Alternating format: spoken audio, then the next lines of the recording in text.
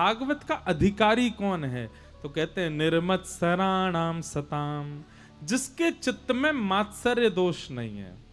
मात्सर्य दोष किसको कहते हैं? बहुत ध्यान पूर्वक सुनिए सब लोग, इधर देखो। मात्सर्य दोष कहते हैं किसी की श्रेष्ठता देख करके जब आपको उससे चिढ़ हो जाती है। आपसे किसी ने कहा हमारे बच्चे के तो 99% मार्क्स आए हैं, 99% आए हैं, और आपके ये सुनते ही हृदय में आग लग जाए हमारे बच्चा के तो नहीं आए, तो समझो आप कथा के अधिकारी नहीं हो। लेकिन आपके बालक के 70% आए और सामने वाले के 95% आए और यह सुनकर के आप प्रसन्न हो जाओ, तो समझ जाना आप ही भक्ति के पथ के अधिकारी हो।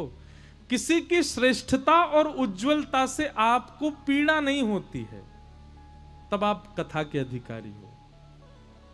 क्षमा करें, ये प्रतिस्पर्धा का भाव, ईर्ष्या का भाव यदि आपके चित्त में बहुत प्रकट होता है तो आप कथा में आकर के भी आप कथा समझ नहीं पाओगे।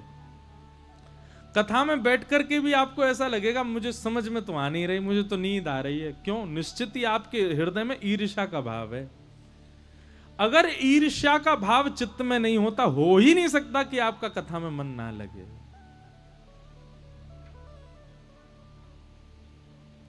भैया भजन क्या है? भजन का मतलब यह नहीं कि नाम जब आप कितना करते हो, भजन का मतलब यह कि आपने अपनी बुरी कितनी आदतों को सुधारा है। आदत बुरी सुधार लो, एक पद हम गाते हैं कथा में, सब लोग गाना मेरे साथ।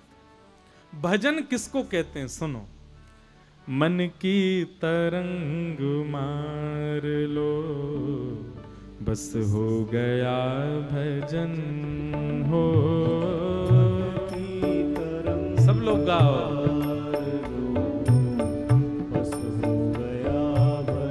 देखो आपका मन हो रहा है कि कानपुर की चाट खानी है, हमको बहुत जोर से मन हो रहा है, चाट खानी है। लेकिन उसी समय आपने क्या किया? रसोई घर में गए, करेला की सब्जी रोटी से खा ली। इच्छा तो हो रही थी चाट की, पर खाया क्या आपने? करेला की कसेली सब्जी खा करके मन को मार लिया। आप भजनानंदी हो। आपका मन हो रहा है कि हमको वहां घूमने जाना है, लेकिन तभी आप अपना रास्ता बदल करके वृंदावन घूम करके चले आए, तो आप भजनानंदी हो। आपको पता चला कानपुर में बहुत बड़ा कोई गायक आया है, उसका कॉन्सर्ट हो रहा है, पर आप वो छोड़ के कथा सुनने आ गए, तो आप भजनानंदी हो। नाचने कूदने खेलने के लिए आपको कोई स्थान मिले, लेकिन आप उस स्थान का त्याग करके कहीं भक्ति भागवत भजन में नृत्य करने जा रहे हो, तो आप भजनानंदी हो। आप अपनी इच्छाओं को मार करके भक्ति मार्ग को चुनते हो, तो आप भजनानंदी। आदत बुरी सुधार लो, बस हो गया भजन हो। आदत बुरी सुधार लो, बस हो गया भजन। हे मन की तरंग मार लो, मन की तरंग मार लो। आदत बुरी सुधार लो, आदत बुरी सुधार लो। ओ बस हो गया भजन, मन की तरंग मार लो, बस हो गया भजन। मन की तरंग मार लो, बस हो गया भजन। हे कोई तुम्हें बुरा कहे, सुन कर करो क्षमा। कोई तुम्हें बुरा कहे, सुन कर करो क्षमा। कोई तुम्हें बुरा कहे, सुन कर करो क्षमा।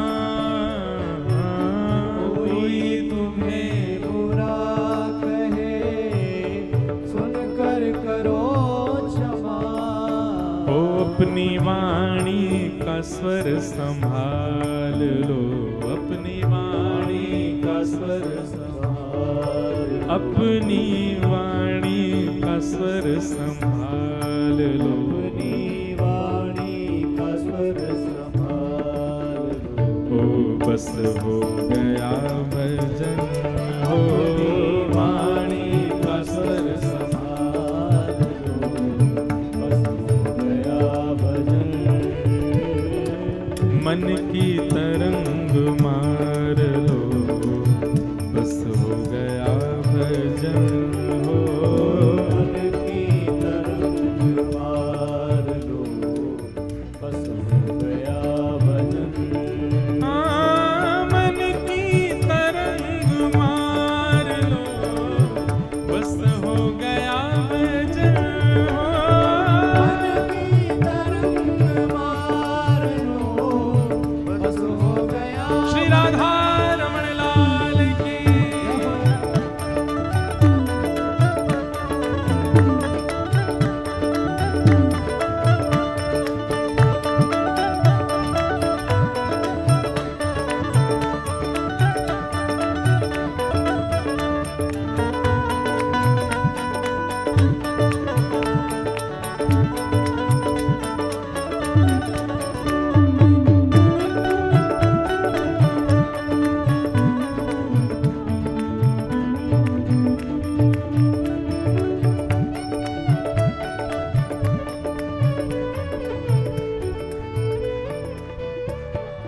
ओ मन की तरंग मार लो, बस हो गया भजन, हो की तरंग मार लो, बस हो गया भजन।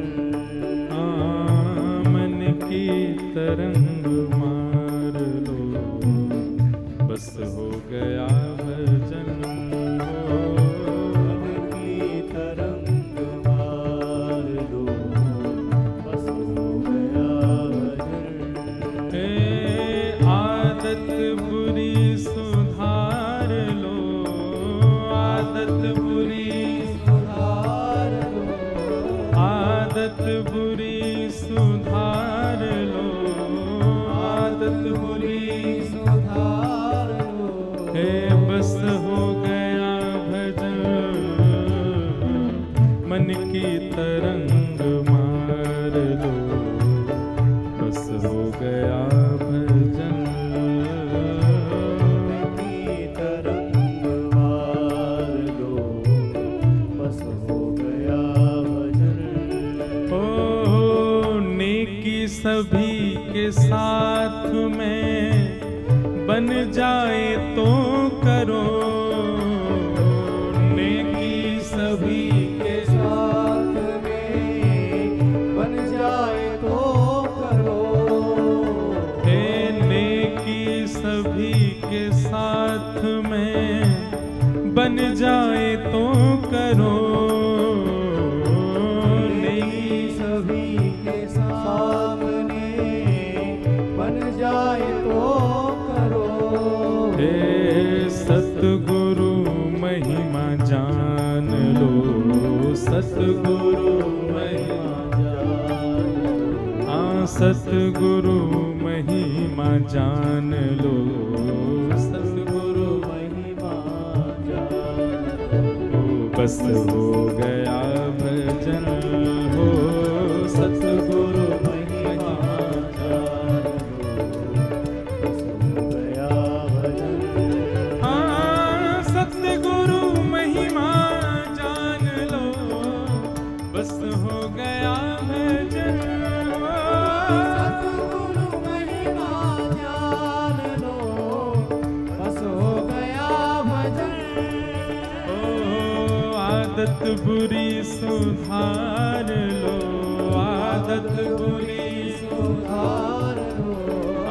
बस हो गया भजन, मन की तरंग मार लो, बस हो गया भजन, हो मन की तरंग मार लो, बस हो गया भजन। आए हो तुम कहाँ से और जा रहे कहाँ,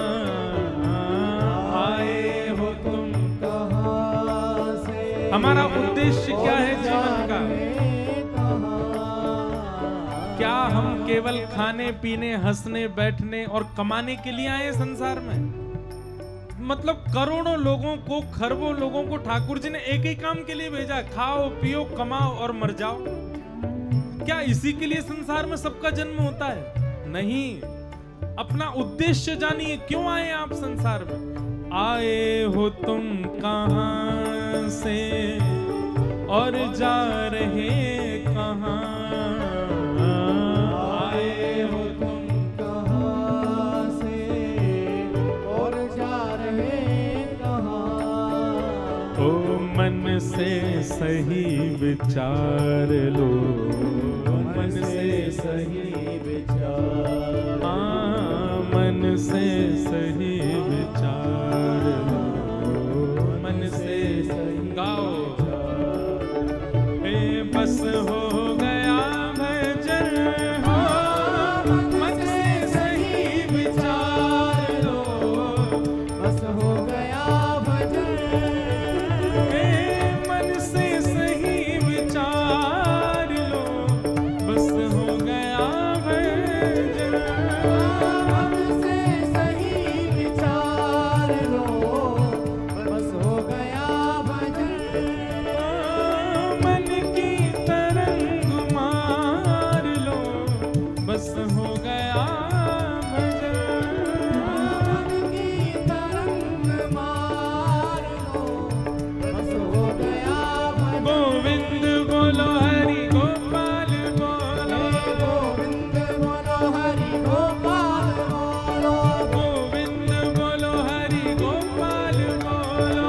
गोविंद बोलो हरि गोपाल बोलो, श्री राधा रमण हरि गोविंद बोलो, श्री राधा रमण हरि गोविंद बोलो, श्री राधा रमण हरि गोविंद बोलो। श्री राधा रमण हरि गोविंद बोलो, हरि गोविंद बोलो गोपाल बोलो, गोविंद बोलो गोपाल बोलो, हरि गोविंद बोलो गोपाल बोलो, गोविंद बोलो गोपाल बोलो, हरि गोविंद बोलो गोपाल बोलो, हरि गोविंद बोलो गोपाल बोलो, हरि गोविंद बोलो गोपाल बोलो। हरि गोविंद बोलो गोपाल बोलो।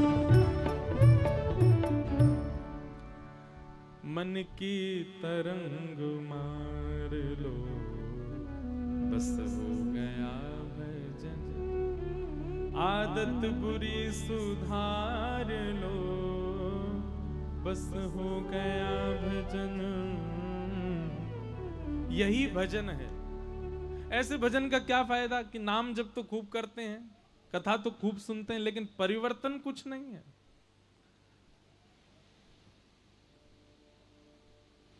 उसका बदलाव कुछ नहीं है।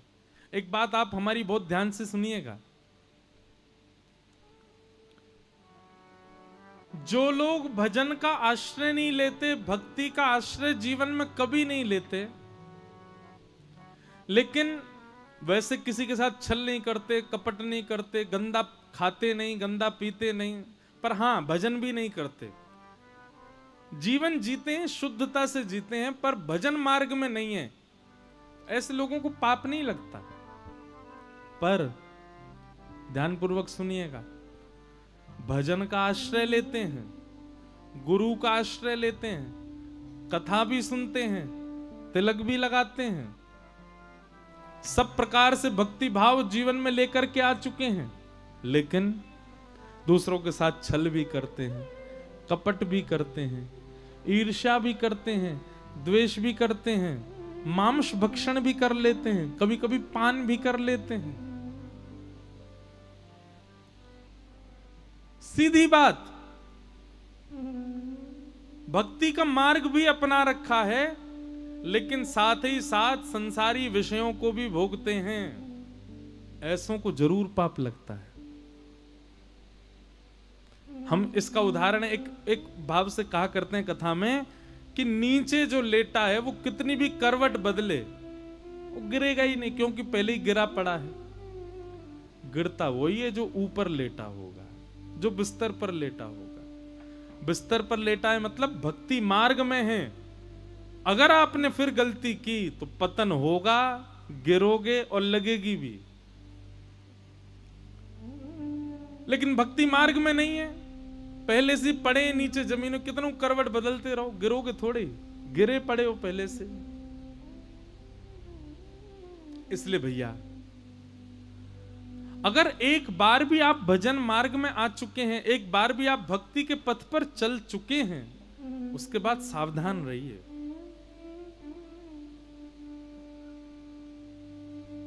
भैया जो पैदल चल रहा है ना, पहुंच तो वो भी जाएगा जहां उसको पहुंचना है। हवाई जहाज में बैठने वाले को बेल्ट लगानी पड़ती है, हवाई जहाज में बैठने वाले को सावधानी रखनी पड़ती है। क्यों? वो ऊपर आकाश से उड़ेगा, पहुंच जल्दी जाएगा, लेकिन असावधानी होते ही गिर सकता है। पैदल व्यक्ति को ज्यादा सावधानी नहीं रखनी पड़ती, धीरे धीरे चलेगा, समय बहुत लगेगा लेकिन पहुंच जाएगा।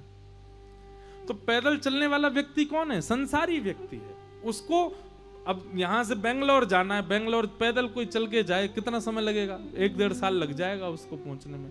थोड़ा जल्दी चलेगा, बहुत ही ज्यादा तो फिर हो सकता है 6-7 महीना में पहुंच जाए, इतना दूर है। लेकिन हवाई जहाज से जाने वाला व्यक्ति हवाई जहाज में बैठे 2.5 घंटा में पहुंच जाएगा। लेकिन हवाई जहाज में बैठने वाले को ध्यान रखना पड़ता है, बेल्ट लगा करके बैठो, अपने सामान का ध्यान रखो, ऑक्सीजन का मुंह मास्क लगाना आदि आदि, वो सब व्यवस्थाओं में रहना पड़ता है। ऐसे ही भजन मार्ग भक्ति मार्ग है। भक्ति मार्ग पर चलने वाले व्यक्ति को लक्ष्य की प्राप्ति बहुत जल्दी हो जाती है, पर उसको सावधान बहुत रहना पड़ता है। समझ में आई बात?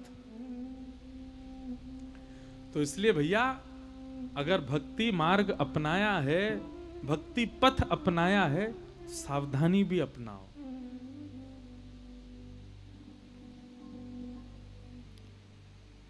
कथा आप सुनते हैं लेकिन आपके चित्त से ईर्ष्या नहीं गई है तो आपका कथा सुनना व्यर्थ है। हम तो कथा में एक ही बात कहते हैं, क्रोध कम नहीं हो चलेगा, लोभ कम नहीं हो चलेगा, ईर्ष्या नष्ट होनी चाहिए कथा से। ईर्ष्या नष्ट हो गई तो बाकी के सारे अवगुण आपके नष्ट होते चले जाएंगे। और ईर्ष्या नष्ट नहीं हुई तो एक प्रकार से ईर्ष्या को आप ये समझिए, ये ईर्ष्या जो है ना, ये ईर्ष्या ही छत है पाप की, इसी के नीचे सब बैठे हैं। अगर ये छत नहीं टूटी तो भीतर जितने बैठे हैं सब सुरक्षित हैं। काम, क्रोध, लोभ, मोह, द्वेष, अभिनिवेश, अहंता, ममता, चिंता, ये सब ईर्ष्या के नीचे ही बैठे हैं। ईर्ष्या नष्ट होनी चाहिए। हम तो ये कहते हैं कि रोज कथा सुनो, और हर दिन कथा सुनने के बाद जब आप वापस कानपुर शहर जाओ, देखो एक बात हमारी सत्य मानना, ईर्ष्या सबको होती है किसी ना किसी से, और जिससे भी आपको ईर्ष्या होती है कथा सुनने के बाद उसका फोटो जरूर देखा करो। अगर वो अच्छा सा लग रहा है, वो पहले से प्रिय लग रहा है, अब पहले से ज्यादा उसमें गुण दिख रहे हैं, अब ईर्ष्या का भाव नहीं, तो समझो कि आप पर कथा असर कर रही है। ऐसा व्यक्ति जिसको देख के महाराज जल फूक जाते हैं, आंखें लाल पड़ जाती हैं, रोज देखो उसको। 7 दिन में ये स्थिति हो जाए जैसे उस धोबी को अपनी पत्नी में राम जी दिखने लग गए, ऐसे जिससे आपको ईर्ष्या है उसमें आपको ठाकुर जी दिखने लग जाए। देखो ठाकुर जी तो नहीं दिखेंगे, इतने तो हम कलयुग में रहते हैं, इतनी तो पवित्र आत्मा नहीं है, पर हाँ उसके अवगुण अदृश्य हो जाएं, गुण दिखने लग जाए, तो समझो कथा आप पर असर कर रही है। राम जी को रावण में अवगुण नहीं दिख रहे हैं, इसलिए अंगद को भेजा, पहले जाओ समझा करके आओ, मान जाएगा। इसीलिए हनुमान जी को भेजा पहले। राम जी को अवगुण दिख रहा होता तो पहले ही जाकर के पहले रावण को ही मारते। हनुमान जी के द्वारा अल्टीमेटम नहीं भिजवाते, अंगद के द्वारा पहले सूचना नहीं भिजवाते। रावण में तब भी राम जी को गुण दिख रहा। और रावण की दृष्टि कैसी है? राम जी के गुण किसने जाकर के नहीं बताए रावण को, लेकिन फिर भी रावण को अवगुण ही दिख रहे हैं राम जी में। वो वनवासी मेरा क्या बिगाड़ेगा, उसको फिर भी अवगुण ही दिख रहा है। तो अवगुण दिखना, ईर्ष्या चित्त में रहना, ये सांसारी पापी व्यक्ति का लक्षण होता है। और कथा ईर्ष्या नष्ट करती है। भागवत के प्रथम स्कंद के 2 श्लोक में ही लिखा है, निर्मत्सराणाम सताम मात्सर्य दोष, यदि मात्सर्य दोष मतलब ईर्ष्या अगर आपकी नष्ट नहीं हुई तो आप भक्ति मार्ग में आगे नहीं बढ़ पाओगे। ईर्ष्या खत्म कीजिए, ईर्ष्या मत रखिए।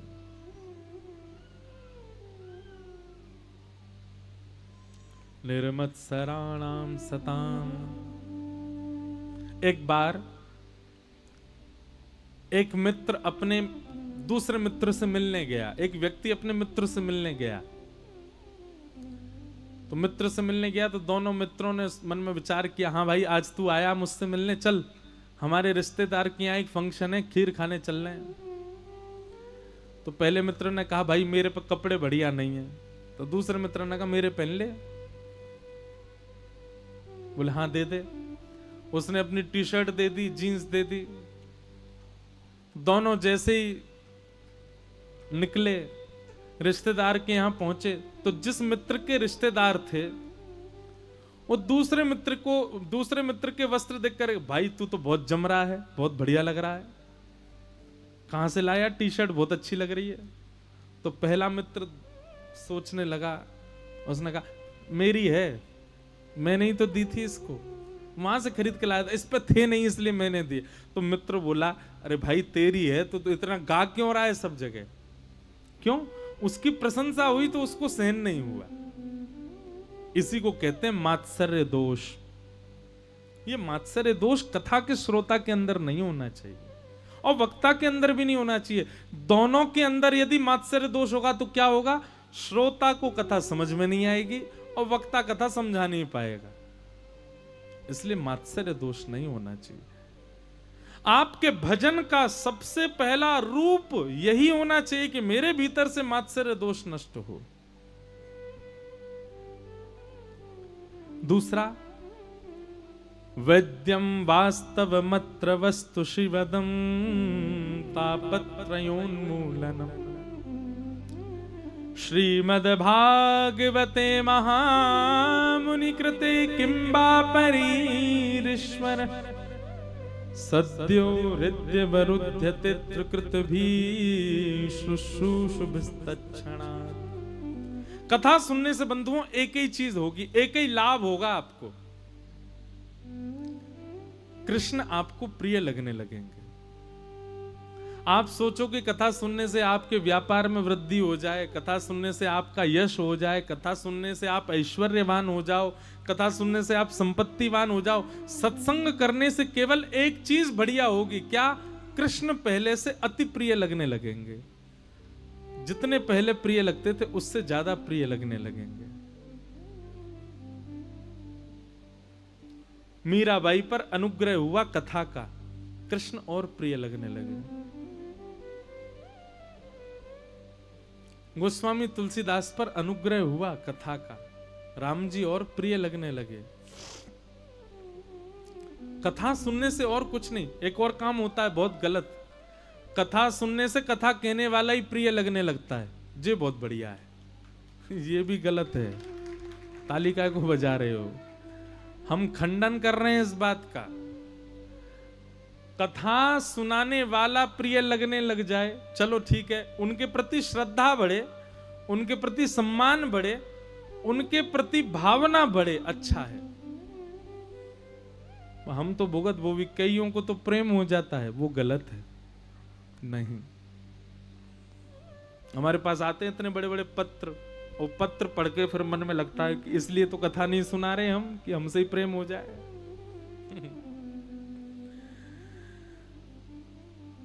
हम तो बिचौलियां हैं,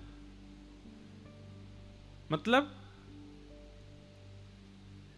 लड़का के लिए लड़की बताने वाला, लड़की के लिए लड़का बताने वाला। लेकिन उल्टा हो गया, क्या? लड़की के लिए लड़का बताया था, लड़की को बिचौलिया ही पसंद आ गया। तो वो तो फिर अपराध हो जाएगा ना। वक्ता के प्रति, कथा कहने वाले के प्रति श्रद्धा हो, सम्मान हो, भावना हो, पर प्रेम तो कृष्ण से ही होना चाहिए। प्रेम तो उनसे ही बढ़ना चाहिए।